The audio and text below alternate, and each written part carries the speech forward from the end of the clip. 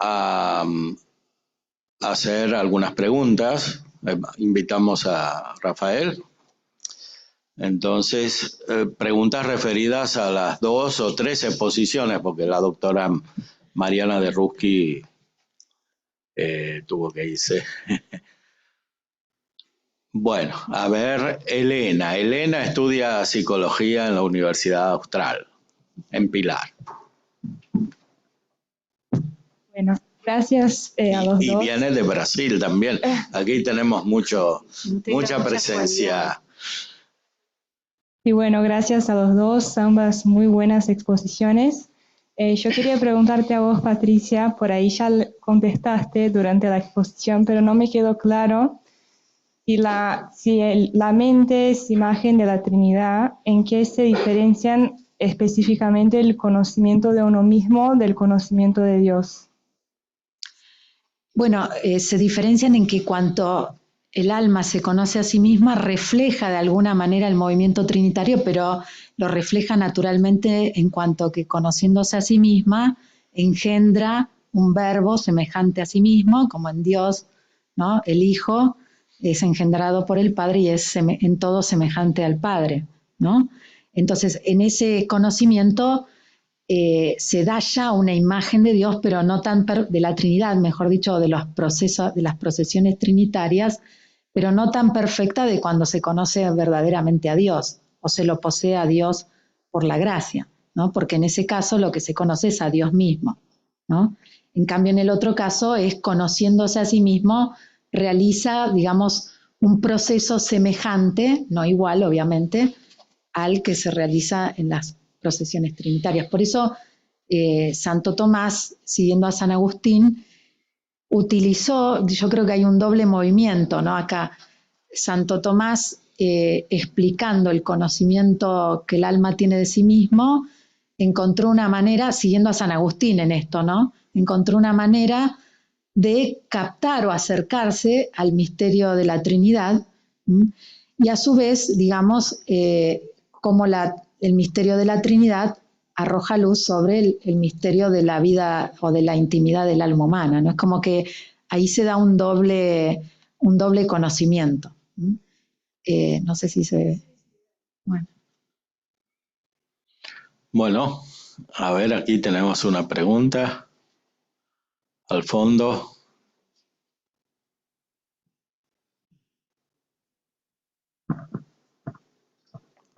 Hola Elena, ¿cómo estás? Hola, ¿qué tal? Bueno, me llamo Patricia Elena, digo por si. Yo tengo varias preguntas, contesten las que quieran en general. Voy a ir desde el principio, luego voy con las que son más referidas quizás a tu última exposición. Estas son quizás algunas que hemos realizado en la universidad. Por ejemplo, con lo que los autores psicológicos hablan como transferencia. ¿Qué podría haber captado ese autor de verdad en el encuentro con el otro que va a tener el terapeuta, ¿no? Y cómo lo podemos leer ese fenómeno en particular desde una óptica atomista, ¿no? Esa es una de las preguntas. Otra de las preguntas va de la mano de, tengo entendido que en la Iglesia Ortodoxa, para que el sacerdote pueda ser confesor es necesario que sea psicólogo primero. Entonces, mi pregunta es, ¿cuál vendría a ser la diferencia entre un buen director espiritual y un psicólogo en este plano, ¿no?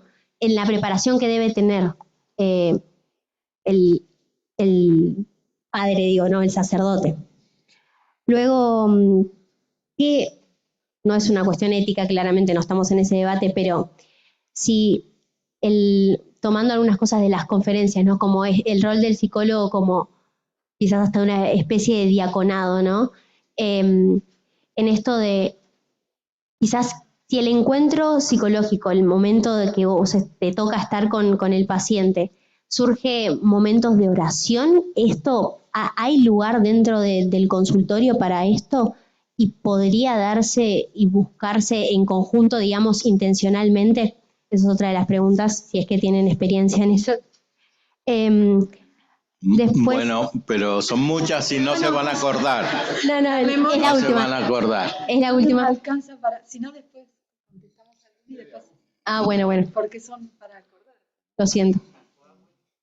No, tal vez la primera que puede empezar Rafael. Transferencia. Con la visión de la psicología tomista frente a la transferencia, ¿esto? ¿Sí? ¿Sí? Creo que una palabra que uso bastante para mis alumnos es la idea de la misericordia con los pacientes, como dice Santo Agustín, ¿no? Que es una compasión por la miseria del prójimo. Y no soy una persona que soy adepta al uso del concepto de transferencia, mas sí de amor al paciente, mas un amor de benevolencia, porque así nace la misericordia, nace la amistad posible entre profesional y paciente también. Es un tema que el profesor Martín Echevarría habla en un texto que habla de la dificultad de la psicología contemporánea comprender la naturaleza del amor, porque parte mucho del punto psicoanalítico de que amor solamente es un amor concupiscible.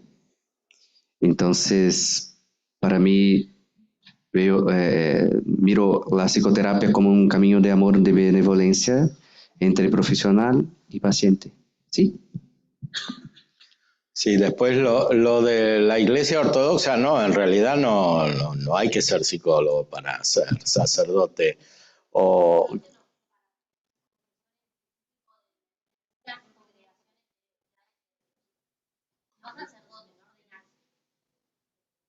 congregaciones ortodoxas.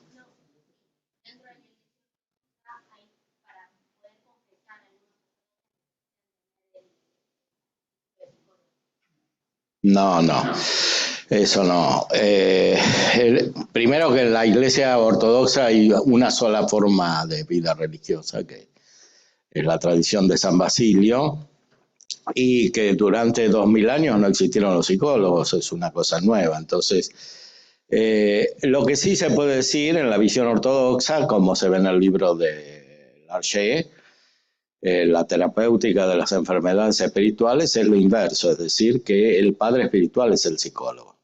Esa es la verdadera tradición ortodoxa. A ver, Víctor, a ver qué puede... Porque Víctor está en las iglesias orientales.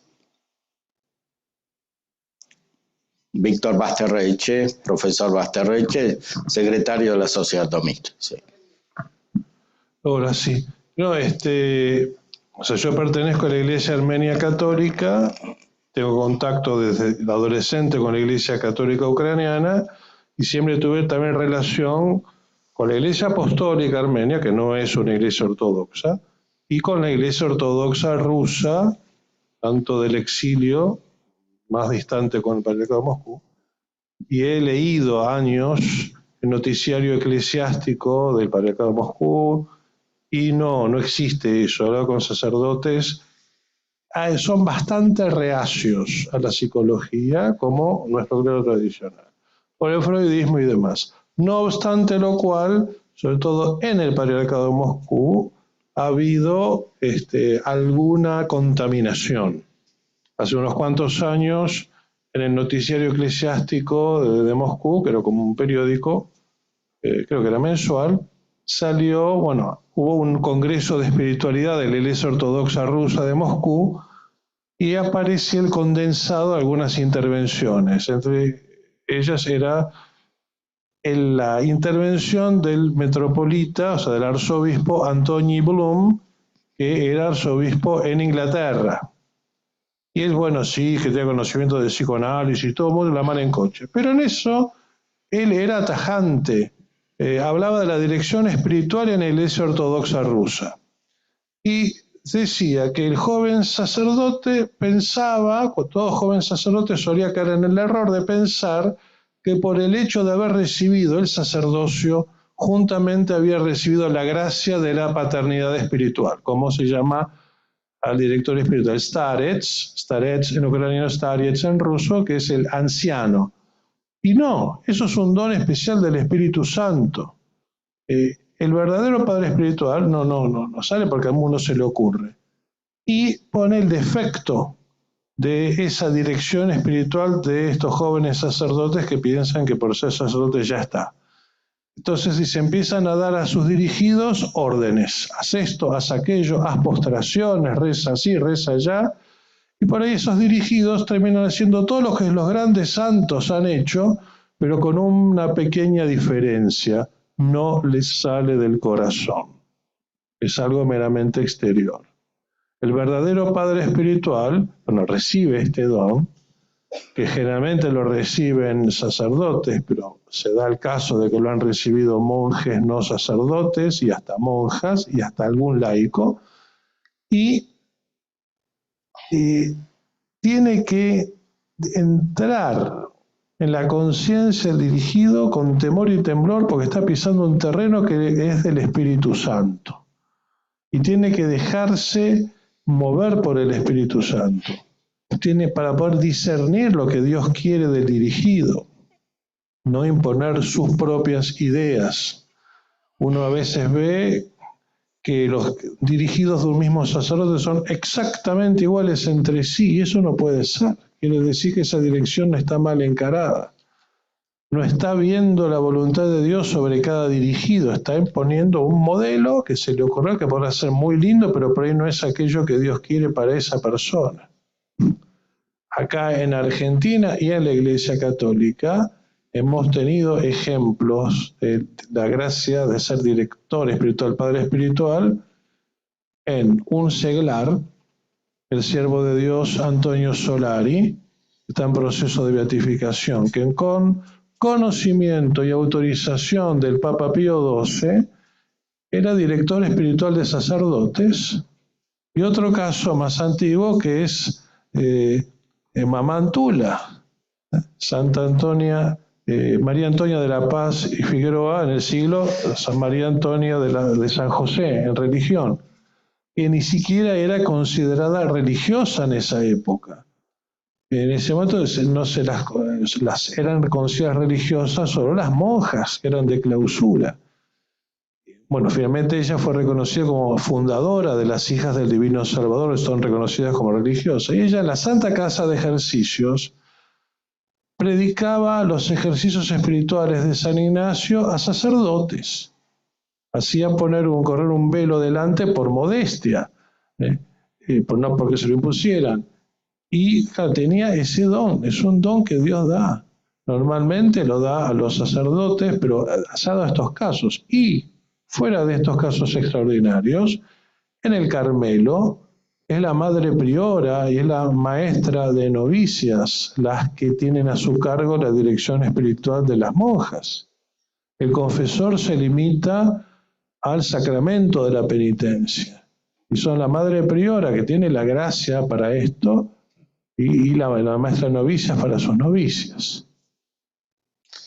Bueno, sí, es un tema muy profundo, merece una clarificación teológica, sobre todo a la luz de la teología de Santo Tomás, ¿no? O sea, el problema de la dirección espiritual o de la paternidad espiritual, mejor, la palabra dirección espiritual es totalmente moderna, es una cosa reciente. Ya esta directividad hace pensar en ciertas características no solo del pensamiento moderno, sino también de la psicología moderna. Bueno, entonces, aquí hay un problema teológico respecto de esta concepción de la paternidad espiritual y hay un problema en la relación entre psicología y paternidad espiritual o dirección espiritual. En lo que en general hay una tremenda confusión en todo. Empezando por la psicología, que ahí es per se la confusión. Entonces, para resolver estos temas difíciles está Santo Tomás. Entonces, ¿qué dice Santo Tomás? San Tomás dice que el sacramento del orden, como todos los sacramentos, produce la gracia. Entonces, el efecto principal del sacramento del orden es la gracia, pero tiene otro efecto que es el carácter.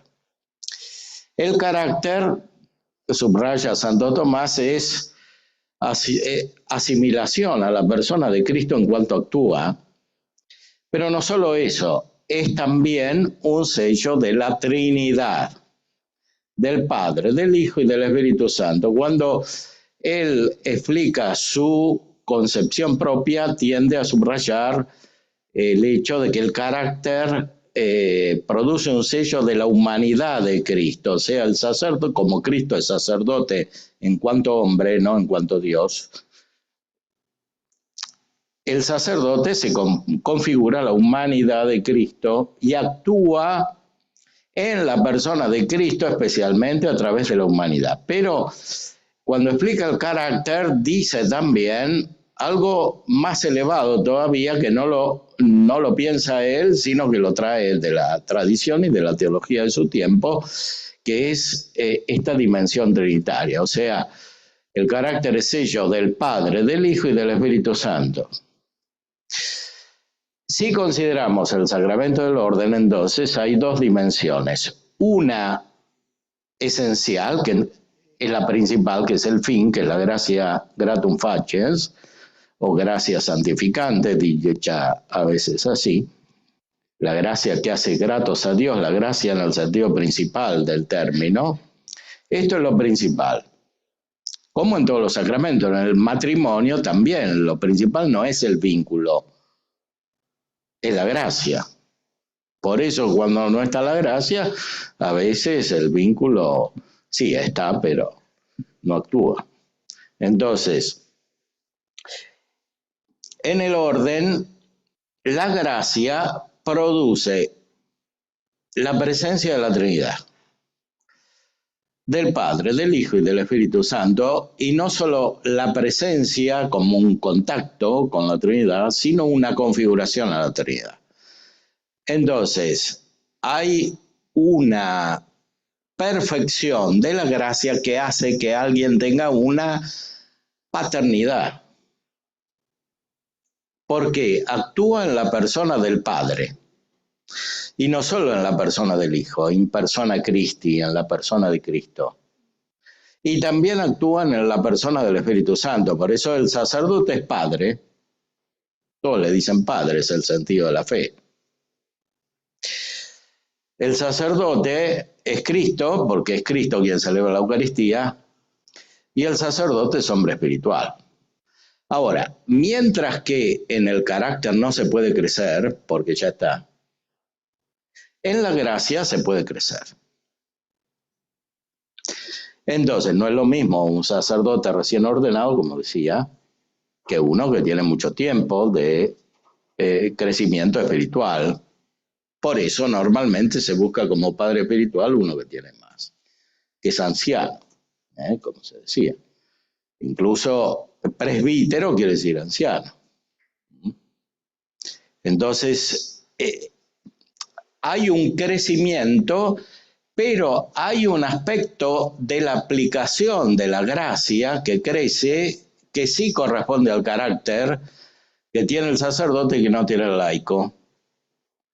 Porque el carácter es una gracia cuasi carismática, es más que el carisma, porque el carisma puede no ser estable, el carácter es estable. O sea, es un sello que está en el alma. Entonces, con el carácter, el sacerdote tiene una dimensión sacramental que no tiene el laico, porque el laico no recibió el carácter. ¿Y para qué esta dimensión es necesaria? Para establecer la persona en el conjunto de la iglesia, que no es iglesia invisible, como dicen los protestantes, sino iglesia visible. Esa colocación de la persona en el conjunto de la iglesia y por tanto en el orden sacramental y en la Eucaristía requiere una gracia especial que es el carácter, que no es la gracia principal, pero es necesaria. Es una gracia al servicio de la iglesia. Por eso puede suceder que haya personas que tienen mucha vida espiritual, pero que divagan porque no saben dónde están colocadas. O sea, no son realistas. Para eso está el carácter en el sacerdote. Santo Tomás dice que el carácter está en la razón, en la potencia racional, pero no en la potencia especulativa principalmente, sino en la potencia racional práctica. ¿Por qué? Porque la virtud que caracteriza al sacerdote, dice Santo Tomás, cuando conecta las virtudes con los sacramentos, es la prudencia, que es práctica. Sacerdote no solo hace culto divino, no solo ora como culto divino, principalmente la Eucaristía. Santo Tomás dice que la oración es algo de la razón.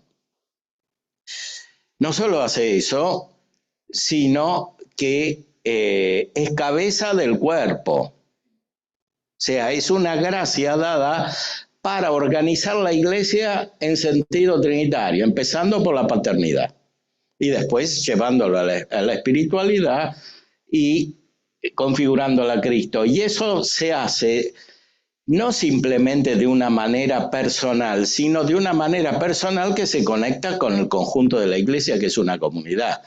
Y eso lo tiene el sacerdote porque es cabeza en la iglesia. Eso no lo puede tener el laico. El laico sí puede tener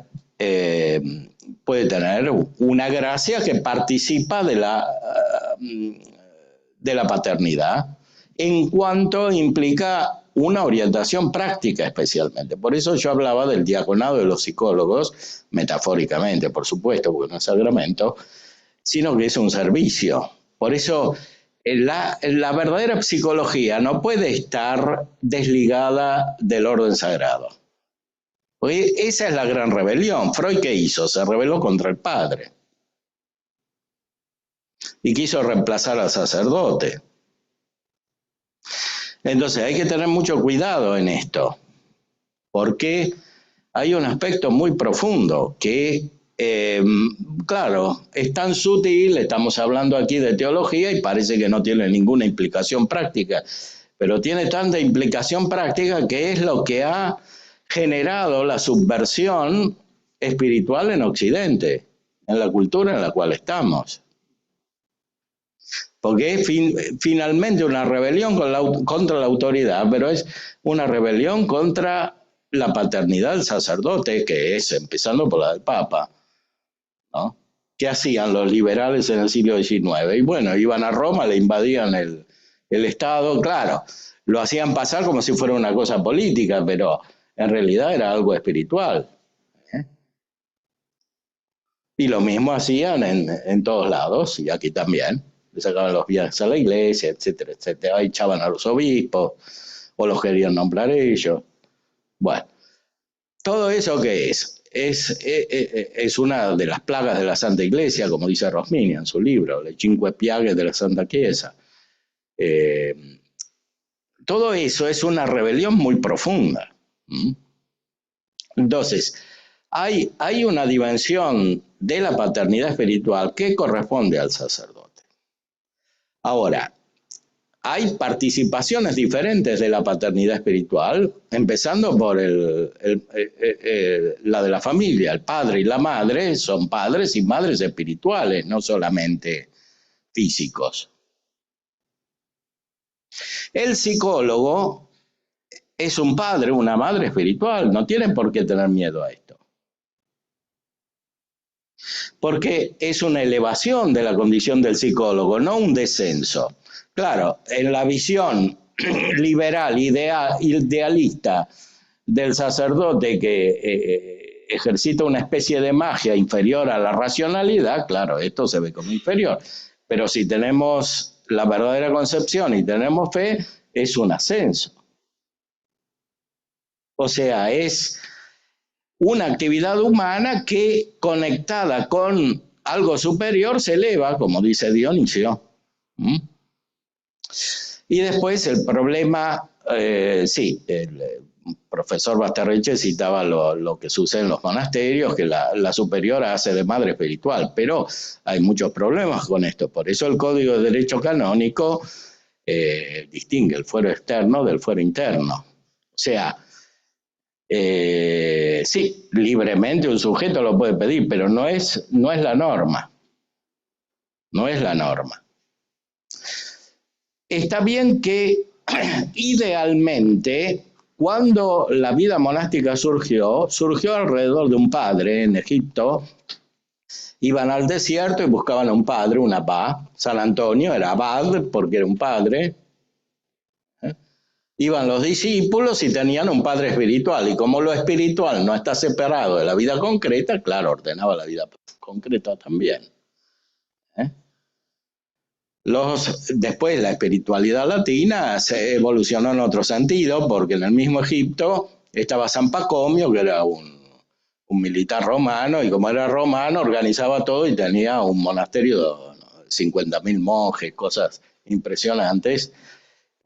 Incluso incluían en el monasterio los que no estaban bautizados, etc. Era un gran organizador.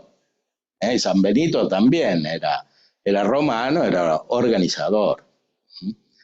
Y se fueron dando dos versiones diferentes de la vida religiosa que a veces entran en contraposición dialéctica, una que subraya más lo interior, otra que subraya más lo exterior. Sí, idealmente el padre tiene que ser padre espiritual y también ayudar a ordenar la vida externa, pero en la modernidad esto es muy problemático. Por eso se distinguió cada vez más el fuero interno del fuero externo, porque de otra manera se crean más problemas de los que se solucionan. Pero volviendo a lo de la psicología, ¿qué tiene que hacer? Lo primero que tiene que hacer es no tener esquemas mentales, roles.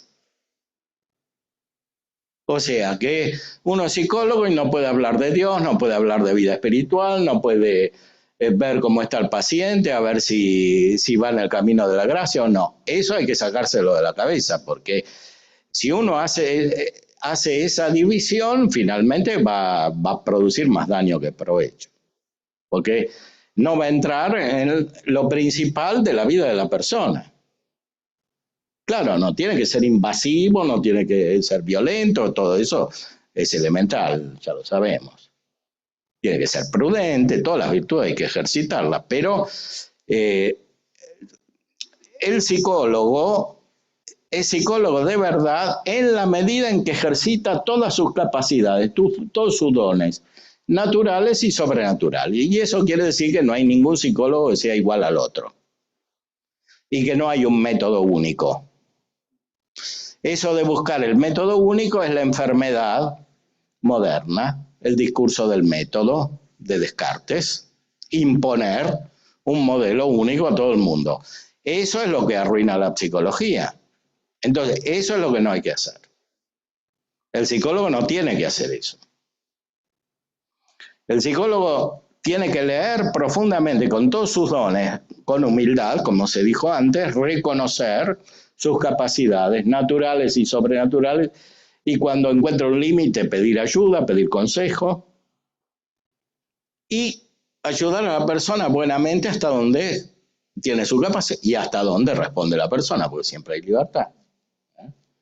Y eventualmente ayudar a la persona a ir a otro psicólogo y a un padre espiritual capacitado, porque no todos tienen la misma capacitación, como dijimos antes.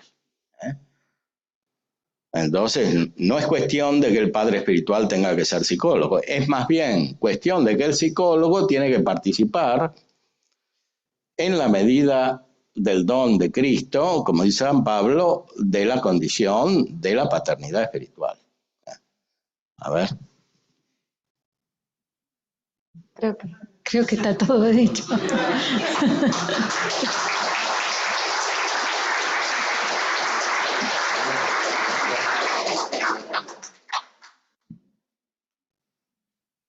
Buenas noches, estimados ponentes. Muchísimas gracias. Voy a ser muy breve. Supongamos que voy a partir de una hipótesis. Yo soy paciente católico apostólico romano y me acerco a un psicólogo católico apostólico romano que tiene una psicología católica apostólica romana, que cumple con los sacramentos tal cual, que vive una vida de gracia tal cual, tiene la gracia santificante, tiene las gracias, todas las gracias, tiene la inhabitación trinitaria, tiene todo esto que el Padre acaba de mencionar muy bellamente, pero no ocurre nada. O sea, es decir, el proceso no llevase a la sanación o a un desempeño, ¿no? Porque la psicología es una rama de la medicina, y entre la doctora anterior y ustedes dos hablaron de una eficacia. Atención, porque si el psicólogo es semejante a un padre espiritual, estamos hablando de algo que compone un elemento magisterial y de gracia, y me preocupa porque entonces la psicología se convierte en una psicología católica, ¿listo? Tomista, católica, dogmática y no sé qué. Entonces, como paciente, si yo cumplo con todos los preceptos, heredaré la vida eterna, listo. Pero, ¿qué eficacia, y esta es la pregunta, y perdón tanta palabra, qué eficacia puede tener para un paciente católico apostólico romano que cumple con todos los preceptos en el proceso de recuperación cognitivo-conductual? Muchas gracias. Bueno, hay que distinguir varias cosas en esto, ¿no? Lo primero es que Santo Tomás explica, y creo que lo dijeron hoy, que la gracia llega primero a la mente, dice, y después al resto de la persona. Hoy hablamos, bueno, yo hablé sobre lo que era la mente para Santo Tomás, es decir, la parte más elevada del alma, por lo cual la persona cuando recibe la gracia, primero, la gracia produce una justificación por sí misma en el sentido de que un niño sin uso de la razón puede tener la gracia, pero estamos hablando de una persona adulta con uso de razón, ¿no? Entonces, la gracia ilumina la mente, que quiere decir que su inteligencia y su voluntad, por lo menos en lo que se refiere al fin último, están rectamente ordenadas, porque si no fuera así, la persona estaría en pecado mortal, ¿no? Esa es la primera ordenación que produce la gracia en la persona. Ahora, claramente, para la perfección total de la persona, se requiere una transformación muy larga, porque, Rafael era el que dijo eso, ¿no? Se requiere de que toda la sensibilidad y toda digamos, la integridad de la persona participen de esa gracia inicial que ilumina primero a la mente. Y eso requiere una transformación muy profunda, que a veces no se verifica en la terapia o se verifica en parte en la terapia, es decir, porque el proceso de la terapia a veces puede estar enfocado en algún aspecto o uno puede ayudar parcialmente en eso o a veces no ayudar, como decía el padre Ignacio recién, porque la actividad del psicólogo es limitada en ese aspecto. Entonces, en este caso hipotético que estamos hablando, a ver, si está verdaderamente la gracia, cosa que además tampoco podemos tener certeza, porque Santo Tomás explica que uno no puede tener certeza absoluta de esa presencia de la gracia. Sí puede tener signos que indiquen que la gracia está presente en esa persona, pero no una certeza absoluta. Entonces, esa transformación que produce la gracia es una transformación, como decíamos, primero va a la mente, después al resto de la persona, y esa transformación paulatina se produce a lo largo de toda la vida de la persona, y a veces con situaciones que aparentemente parecieran no ser un progreso, pero que sí lo son, porque no es solo una cuestión de un cumplimiento externo que la persona hace de ritos exteriores, sino como se trata de una transformación fundamentalmente interior, no siempre se expresa exteriormente en cosas visibles. Entonces, no podemos entender del todo esa transformación. Entonces, como digo, o puede pasar que realmente no esté la gracia presente, o puede pasar que estando la gracia presente, esa transformación sea muy profunda, lleve muchos años y haya hasta momentos en donde parece que nada cambia, pero es como una semilla, como dice el Evangelio, que parece que es pequeña al principio y de pronto hace su transformación, ¿no? Entonces, Eso, así entiendo yo que es este dinamismo, ¿no? Por eso no se puede, digamos, pensar que no pasa nada, ¿no? No, además hay otro problema, porque en el ejemplo que puso, sí, es una persona que recibe los sacramentos, que tiene mucha vida cristiana, etcétera, etcétera, el psicólogo también, entonces ¿para qué va el psicólogo? Bueno, porque no siempre es bueno que una persona que tiene vida espiritual vaya al psicólogo, aunque sea bueno el psicólogo, porque hay que ver por qué va al psicólogo. Porque muchas veces va al psicólogo para no ir al padre espiritual o no buscar un mejor padre espiritual que lo conduzca más adelante. Entonces, el hecho mismo, aparte de lo que le diga el psicólogo, que puede ser muy tomista, pero aparte de lo que le diga el psicólogo, hay que ver por qué va al psicólogo. Porque no siempre es bueno ir al psicólogo. Sobre todo con la concepción de psicólogo que hay ahora. Porque es muy difícil que no se mezcle con la imagen dominante de la psicología contemporánea. Entonces, yo siempre que les hablo a los psicólogos les digo que tienen que estar muy atentos a ver por qué va esta persona al psicólogo, aparte de los problemas que tenga. ¿Por qué va? ¿Qué está buscando? Porque eso ni siquiera se lo va a decir al psicólogo. Entonces, sí, como muchas veces al psicólogo no le dice los pecados, ¿no? Porque si le dijera los pecados, el 80% del diagnóstico estaría hecho. Entonces,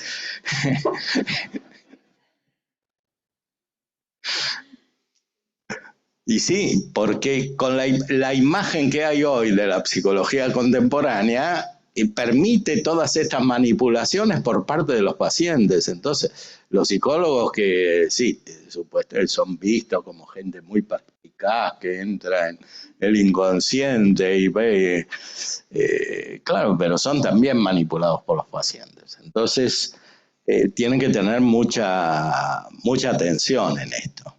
Sobre todo cuando son psicólogos católicos. Los otros no lo necesitan porque ya saben lo que van a buscar los pacientes y tienen lo mismo, pero los psicólogos católicos sí tienen que tener mucha atención en esto.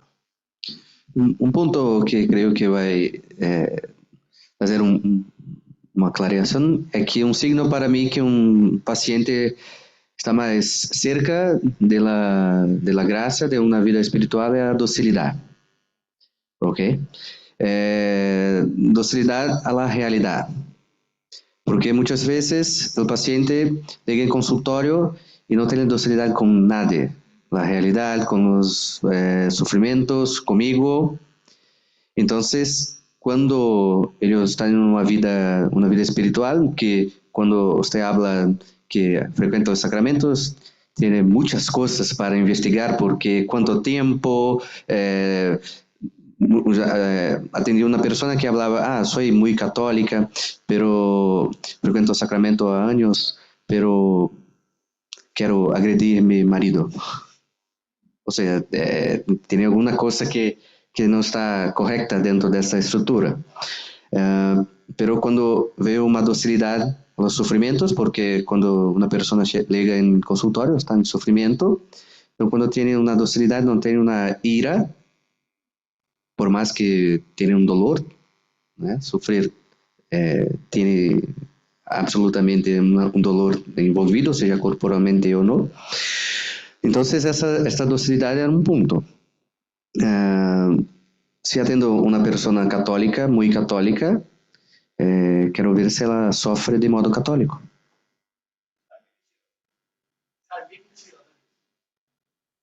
Porque cuando un paciente habla para mí, soy muy católico.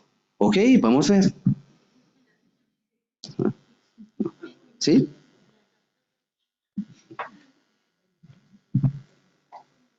Bueno, hola. Tengo una pregunta retomando, padre, lo que dijo hace un rato sobre esto de que no hay un método único. Pero pensaba en las carreras de psicología y plantean, cuando uno estudia psicología, distintas corrientes con sus distintos métodos. Y bueno, y también se plantea que bueno, que según lo que le pasa al paciente, le resulta mejor una terapia que otra. Y bueno, como que cosas muy distintas a lo que estamos viendo acá. ¿Qué sería o un psicólogo católico o la verdadera psicología? ¿Qué habría que estudiar? ¿Santo Tomás, los místicos? Y por otro lado pienso, como está muy planteado hoy la carrera de psicología como, no sé, como carrera y todo lo que se presenta al estudiante. Bueno, esa era mi pregunta. Y por otro lado, algo que también se conversó ayer y hoy un poco, ¿por qué tanto rechazo? Quizás, no sé, Selmira decía que, bueno, la echaron de distintos lugares, o Hegel, cómo influyó en la iglesia. Las personas que rechazan como tan rotundamente a Santo Tomás dentro de la iglesia, ¿es intencional? ¿Es algo, no sé, es algo que por ignorancia, o qué es lo que pasa ahí? Esas son mis dos preguntas. Bueno, se puede empezar por lo último. Hay como un instinto negativo. Si se rechaza a Santo Tomás hay un problema con la fe. Porque, como dice el Lumen Ecclesiae de Pablo VI, o sea, si la Iglesia hizo suyo el pensamiento de Santo Tomás, no es que se está rechazando una teoría, un pensamiento entre otros. O sea, hay un problema de fe ahí. Porque Santo Tomás es San Agustín y además son los padres de la iglesia. Entonces, no, porque si uno que mínimamente conoce la Suma de Teología se da cuenta que no es una elaboración abstracta, sino que está toda radicada en la tradición, en la Sagrada Escritura y en los padres de la iglesia. Por supuesto, hay elementos filosóficos, pero Santo Tomás es un gran filósofo, pero no es lo principal de Santo Tomás. La filosofía se desarrolló de una manera magnífica y profunda porque está en una teología, aún distinguiendo las dos ciencias como corresponde. Pero la teología de Santo Tomás, que es lo principal en él, está profundamente radicada en la tradición, y la tradición es la continuación de la Sagrada Escritura y son los padres de la Iglesia. Cita a los orientales, los occidentales y muy especialmente San Agustín, del cual celebramos hoy la fiesta. Está citado 11.000 veces según el Index Tomísticos. Es el autor en absoluto que más cita Santo Tomás. O sea, él se considera agustiniano. Él sigue a San Agustín. Bueno, o sea, imagínense qué quiere decir tener una posición teológica que se opone a Santo Tomás y San Agustín juntos en los temas principales. No, es imposible. Es imposible. O sea, está bien en alguna cuestión secundaria de sociología medieval, cosas así. Sí, hay que hacer un progreso, hay que hacer distinciones, pero en los dogmas de fe sobre la Trinidad, sobre Cristo, la Eucaristía, la gracia, es la doctrina de la Iglesia. O sea, si uno está rechazando a Santo Tomás y más a San Agustín, que a veces lo rechazan más que a Santo Tomás, porque a Santo Tomás aparentemente lo pueden manipular más. Imposible, como estamos viendo aquí. Pero, claro, como es tan amplio Santo Tomás y sobre todo es filósofo, se lo puede reducir, pero a San Agustín es imposible. Entonces, y el verdadero Santo Tomás es el que tiene a San Agustín adentro. Entonces, ahí hay un problema de instinto espiritual, ahí hay un rechazo espiritual, hay una rebeldía cuando pasa eso. No es simplemente que no entienden. Sí, pero lo entienden, pero podrían entender si la Iglesia lo recomienda, sí, por lo menos reconocer que no lo entienden, ¿no? Cuando hay buena intención, yo hace muchos años que explico a Santo Tomás en contextos donde no conocen a Santo Tomás. Entonces, cuando hay buena intención, no, a lo sumo lo que dicen, no, la teología moderna es tomista. Bueno, no entienden mucho de cómo es la teología tomista, pero tienen el sentido de la fe de que sí, Santo Tomás dice lo que dice la Iglesia, ¿no? Entonces esa sí es una buena actitud. Y después ir buscando, y muchos lo van encontrando. Entonces, sí, hay un problema muy profundo en la teología y también en la Iglesia, pero la raíz es la introducción de filosofías extrañas, que son principalmente Descartes, Kant, Hegel y Heidegger. Entonces, con estos se arruina la teología. Esa es la síntesis, porque todo lo otro es periférico alrededor de este problema, ¿no? El pluralismo, el diálogo. Sí, metamos todas las filosofías, todo en diálogo, pero en el fondo está este problema. ¿Es compatible Santo Tomás con Hegel? ¿Es compatible Santo Tomás con Kant? ¿Es compatible Santo Tomás con Freud? Ahí está el problema moderno. Todo lo otro es simulación. Es simulación y pérdida de tiempo, como decía el doctor Ocampo, con el personalismo, etc. Es simulación. Por supuesto, San Tomás nos dijo todo, hay que estudiar todos los padres de la Iglesia, pero hay que estudiar los católicos principalmente. Los otros en la medida en que son útiles para entender la situación actual, por supuesto. Conocer hay que conocer. Yo estudié muchos años a Hegel, escribí libros, están ahí. Pero bueno, no todos tienen que estudiar a Hegel, ni es bueno que todos estudien a Hegel porque hay que tener una gracia especial para eso. Pues muchos, incluso teólogos, estudiando a Hegel y a otros semejantes, perdieron la fe. Entonces, no se puede hacer de cualquier manera. Hay que ser humilde, hay que ver la propia capacidad. Lo mismo que Freud y otros así. Entonces, no... Sí, detrás de la filosofía hay una espiritualidad. Detrás de la filosofía moderna y de la psicología moderna hay una espiritualidad. Pero no quiere decir que sea buena. Entonces hay que percibir eso, no es solo cuestión de analizar sistemas. Y para eso tenemos la fe y tenemos la caridad y tenemos los dones del Espíritu Santo. Y en psicología hay que aplicar esto. Entonces, si uno mira en profundidad los problemas, empieza a encontrar la solución. ¿Qué hay que hacer con la psicología? Hay que hacerla de nuevo. Pero claro, uno estudiando psicología, por lo menos ya estudió una lista de autores y tiene una idea de cómo funciona la psicología contemporánea, etcétera, de cómo están los pacientes, incluso de cuál es la causa, porque gran parte de los problemas psicológicos de hoy vienen de la psicología. Entonces, todo eso es útil, por supuesto.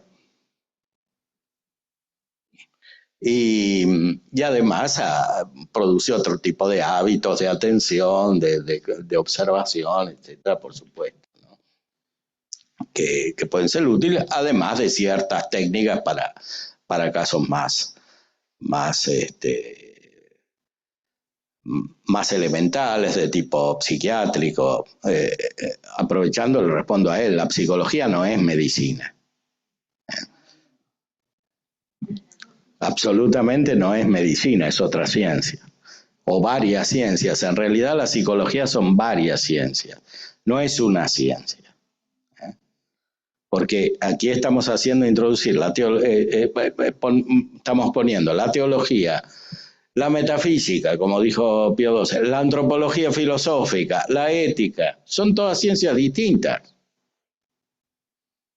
Y claro, cada psicólogo y cada escuela psicológica domina teóricamente esta ciencia de modo diferente. Entonces, es imposible que haya un protocolo, el método moderno cartesiano como una especie de protocolo médico en la época del COVID, entonces vamos por pasos y resolvemos el problema. Eso es una visión absolutamente superficial de la ciencia. Bueno, Rafael.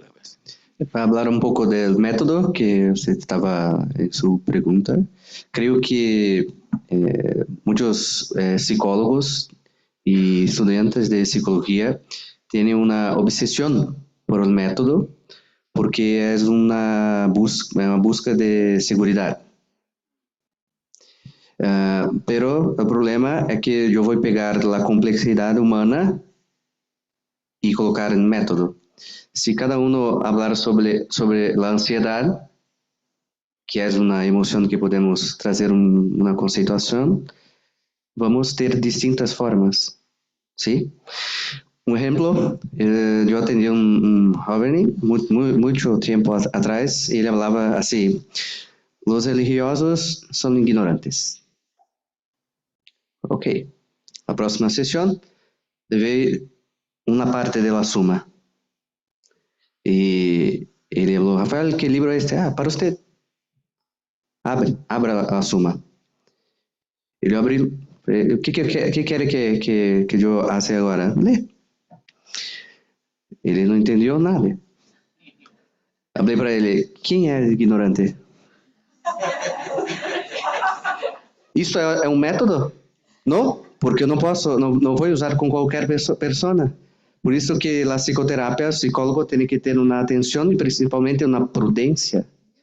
Porque quando vou trabalhar com qualquer pessoa, qualquer virtude, eu tenho que compreender aquela pessoa que está adelante de mim e, com essa pessoa, posso pegar um exemplo de uma película.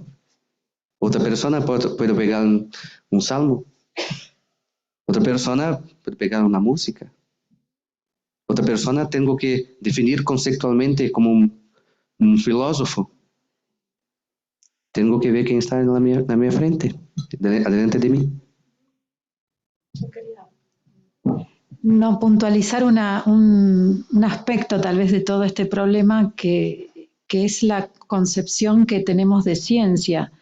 Es decir, muchos de los problemas que hay en estos temas que vos planteás es se identifica la ciencia con algo empírico y lo empírico con una experiencia muchas veces teñida de subjetividad o de arbitrariedad, ¿no? Entonces, dentro de esa idea o esa concepción de la ciencia no entran ni la filosofía, ni la teología, ni siquiera a veces la ciencia en sentido más estricto de la palabra.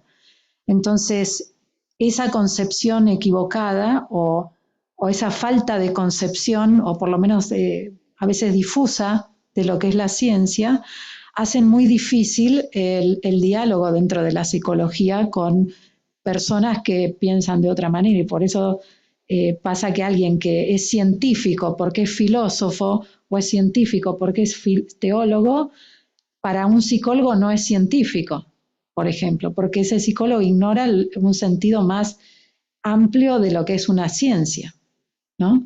Entonces, es un aspecto tal vez puntual del problema, pero yo creo que entre otras cosas es lo que hace a una dificultad a veces en la comprensión de todo lo que hay incluido dentro de la psicología, ¿no? Y hace muy difícil el diálogo, ¿no?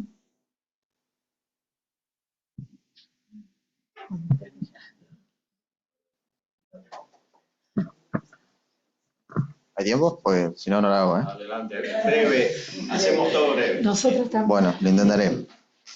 Quiero volver a preguntar sobre esta cuestión del método por lo siguiente. Yo entiendo que, de última me corregirán, pero entiendo que la idea que quieren transmitir con esto con este ejemplo que puso Rafael muy bueno, de bueno, tengo que tener la prudencia y ver al paciente que tengo enfrente. Entiendo esa idea de que un método no puede captar la totalidad de la complejidad humana. Yo vengo de una formación psicoanalítica en la facultad en la que estudié y siempre se hace mención a eso. Un método no puede captar la singularidad humana. Ahora bien, ¿no se puede plantear también una cuestión de grados? Es decir, yo no puedo decir, puedo tener un método orientativo hasta cierto punto y después sí, ahí veo qué tengo que hacer en función de cada caso. O sea, vieron que está esta máxima que dice hay que distinguir para no confundir. Es una intuición que yo tengo que el hecho de plantear que ningún método puede captar la totalidad de la singularidad de la complejidad humana no implica necesariamente, a priori al menos, que no se pueda plantear ningún método en ningún sentido, en ningún nivel, en ningún grado. De hecho, tengo entendido que, por ejemplo, en la creación de la psicología cognitiva en la década del 60 en Estados Unidos, Aaron Beck atraviesa lo que se conoce la crisis del psicoanálisis de los años 60 en un intento de tratar pacientes con depresión y que, dejando de lado sus concepciones psicoanalíticas, intenta, desde una perspectiva más renovada, si se quiere, tratar a pacientes con depresión y parece que lo termina logrando con una considerable efectividad, al menos en eso, en tratar depresión. Después vemos el tema de las virtudes y todo eso, que por supuesto ahí siempre la gracia está actuando, pero después lo vemos en esa dimensión. Entonces digo, si a lo largo de los últimos 50 años han habido, por ejemplo, tratamientos eficaces de la depresión, ¿por qué yo debería pensar, o nosotros, o ustedes o quien sea, que no puedo plantear un método, por ejemplo, para tratar esa patología, al menos hasta cierta distancia? Después sí, digamos, no olvidar que ningún método abarca la totalidad de la singularidad humana y que siempre me tengo que servir de esa realidad que tengo enfrente, que es la realidad del paciente. Pero eso justifica no plantear un método de tratamiento para tal o cual cosa, concreta, específica, hasta cierto punto, aunque sea, y de última después ahí sí le dejo lugar a la singularidad. ¿Qué puedo decir? Empiezo yo. Yo creo que primero es al revés. Primero hay que ver cómo está la persona y después ver, yo no usaría la palabra método, utilizaría la palabra recursos. Es decir, los recursos que uno puede usar para ayudar a una persona pueden ser variados y no quita que uno, viendo que algo efectivamente ayuda a una persona a salir de la depresión o de alguna otra dificultad, legítimamente lo use, siempre que ese recurso no sea contrario al orden natural o al contrario, ¿no? Pero en principio no hablamos en el sentido de que no hay que pensar en algo para hacer con la persona puntualmente, en que uno sepa que hay que hacer esto y después lo otro y aquello, porque eso puede estar totalmente dentro del orden prudencial, que yo vea que para este caso viene bien hacer tal cosa, ¿no? Ahora, el método, por definición, indica otra cosa, que es como algo universal que se aplica de manera indiscriminada en todas las situaciones, o por lo menos sin a veces contemplar la situación concreta. Entonces, a mí me parece el ejercicio de la prudencia indica que uno primero, al contrario, primero ve lo que hay que hacer y después eventualmente utiliza un recurso u otro como algo legítimo a lo que uno puede apelar, como lo que dijo Rafael, le das a leer algo o le haces pensar en algo, pero eso, digamos, no sería un método, sería un recurso al que uno apela para ayudar eventualmente en algo. Y todo lo que se descubra como verdadero que ayuda a las personas es totalmente legítimo usarlo, por supuesto, ¿no? Ahora, sí, perdón. El problema es qué significa método. O sea, históricamente, método, la primera vez que se usa es en Aristóteles, en la metafísica de Aristóteles, y es para indicar el modo de conocimiento metafísico. Todo el método, dice Aristóteles. Ahora, ese método, como aparece en Aristóteles, no es lo mismo que como aparece en Descartes. Y tampoco es lo mismo que como aparece en la psicología contemporánea, porque conscientemente quiere eliminar la dimensión filosófica, la psicología contemporánea, ¿no? En Freud no, él quiere hacer filosofía, pero lo que hoy se entiende por psicología es algo distinto de la filosofía. Entonces, por método se entiende un procedimiento exterior, el uso de la palabra, el uso de ciertos procedimientos para suscitar reacciones, para suscitar emociones, para hacer cambiar a una persona, etcétera. Todo eso es una concepción muy exterior de lo que significa método. Claro, pero ahí hay que ver qué es lo que se toma, ¿no? Y sobre todo hay que ver la causa de la depresión, porque el ejemplo que diste, Una cosa es la depresión causada porque una persona está creciendo mucho en la vida espiritual, y otra cosa es la depresión causada porque una persona es perezosa, es vaga, no tiene virtudes y perdió el sentido de la vida, entonces no sabe para qué vive. Entonces, en ese sentido, cualquier método sirve porque empieza a pensar, porque si es un método tiene algo de racionalidad y es una persona que no piensa y por eso está deprimida. Y las causas son exactamente opuestas. O sea que la otra, que tiene una vida de gracia profunda, está deprimida porque al nivel de la sensibilidad no encuentra ningún interés, pero es bueno que esté deprimida. Y en el otro caso es malo. Entonces, si uno aplica el mismo método a situaciones opuestas, se equivoca. Entonces, si la psicología es ciencia o varias ciencias, hay que buscar la causa. Lo propio de la ciencia es buscar la causa. Y esto es el problema fundamental de la psicología contemporánea, porque como hija del empirismo, pierde la noción de causa. No hay causa, es todo descripción, narrativa, relato, fenomenología, en el sentido ni siquiera husserliano del término, o sea, en el sentido etimológico, describir fenómenos. Bueno, entonces a tal fenómeno yo aplico tal método, pero esa es una reducción muy, muy superficial de la ciencia, ¿no? Sí, entiendo, sí. Sí. Muy concreto, tratando de reinterpretar lo que dice colega.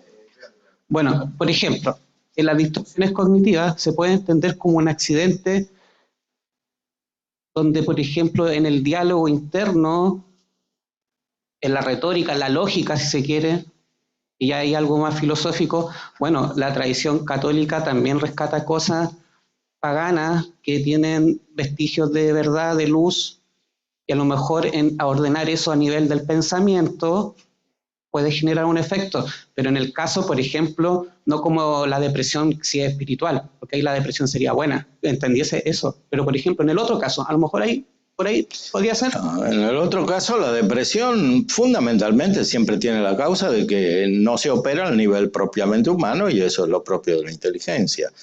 Entonces, si una mujer está todo el día en su casa viendo televisión y no tiene ningún interés y habla solo de receta de cocina, es claro que después se deprime aunque haya ido a la universidad, sobre todo si fue a la universidad. Sí, entonces, claro, pero lo que yo le decía porque no usa su inteligencia, para eso la tiene.